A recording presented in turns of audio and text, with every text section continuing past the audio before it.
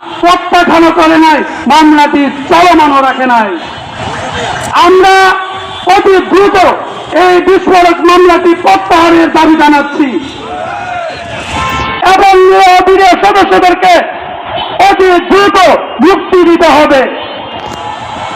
বাংলাদেশের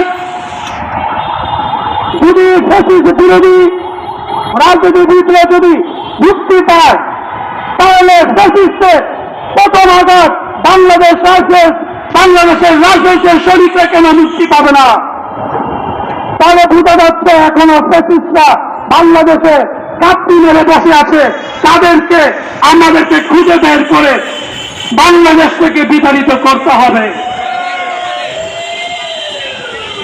তাই আমি সর্বশেষ একটি আবেদন রাখি,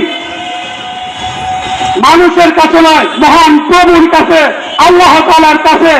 আল্লাহ তাআলা আপনি এই বাংলাদেশের মানুষকে, এই বিডিআর সদস্যদেরকে ইনসাফের জন্য কবুল আর মঞ্জুর করেন। ইয়া আল্লাহ, এই বিডিআর সদস্যদেরকে আপনি ইনসাফের জন্য প্রতিষ্ঠিত করেন। ইয়া আল্লাহ, তাদের জন্য ন্যায় বিচারের জন্য প্রতিষ্ঠিত করেন। ইয়া আল্লাহ, তাদেরকে বিগত সালে 17 বছরের কষ্ট লাঞ্ছিত করে যেহেতু তাদের ইমান নষ্ট করতে পারে নাই, বিগত দিনগুলোতে ওই জন্য তাদের ইমান কেউ নষ্ট করতে না পারে।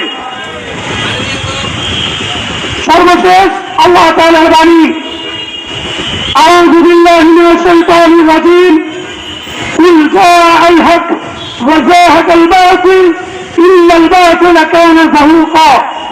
অর্থাৎ প্রত্যেকটা ন্যায় বিচার প্রতিষ্ঠিত হবে, হক প্রতিষ্ঠিত হবে। মিথ্যা সময়ের সময়ে তারা লাঞ্ছিত বঞ্চিত করবে হককে, কিন্তু সর্বোপরি হক বিজয়ী দান হবে। আল্লাহ তাআলা সূরা আশরা আয়াতে বলতে বলেন, বিসমিল্লাহির রহমানির রহিম, ওয়াল আসর। অর্থাৎ সময়ের কসম করে আল্লাহ তাআলা বলতেছেন, সময়ের কসম, ইন্নাল ইনসানা লাফী খুসর ইল্লাল্লাযীনা আমানু ওয়া আমিলুস সালিহাত ওয়া তাওয়াসাউ বিল হক ওয়া তাওয়াসাউ বিস সাবর। অর্থাৎ যারা সবর ধারণ করে, যারা হকের উপর প্রতিষ্ঠিত হয়, তারা অবশ্যই বিজয়ী দান হয়, তারা অবশ্যই বিজয়ী লাভ করবে। এটা মহান প্রভু, মহান আল্লাহ তাআলার বাণী।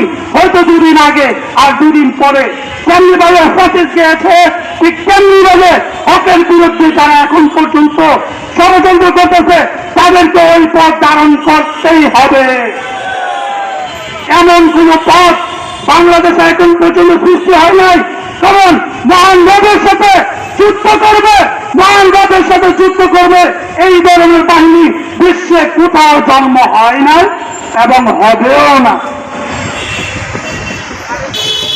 তাই সূরা আশর এবং আল্লাহ তাআলা সেই বাণীগুলোকে আমি আল্লাহর কাছে প্রার্থনা করি যেন বিডিআর মুসলিম সদস্যদের জন্য যেন প্রতিষ্ঠিত রূপ হিসাবে তাদেরকে আল্লাহ তাআলা কবুল করে।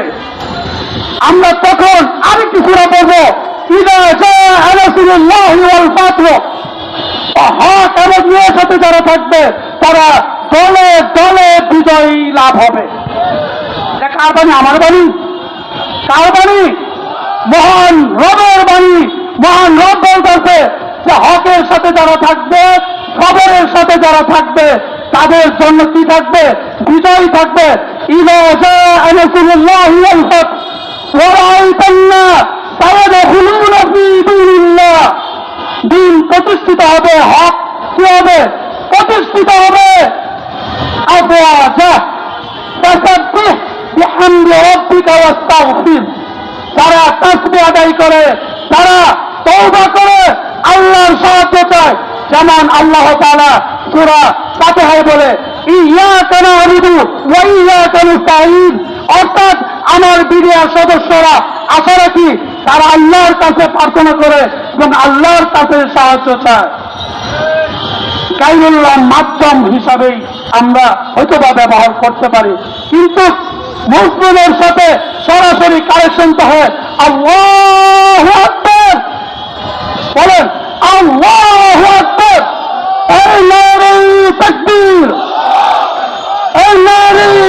তাকবীর। আল্লাহ তো মহান। আল্লাহ যেহেতু আপনাদের ধৈর্য পরীক্ষা নিচ্ছে, আপনারা ধৈর্য হারা হবেন না। ইনশাল্লাহ আমাদের বিজয় খুবই সন্নিকটে। ওয়া আখিরি দাওয়ানা আনিল হামদুলিল্লাহি রাব্বিল আলামিন। আসসালামু আলাইকুম ওয়া রাহমাতুল্লাহ।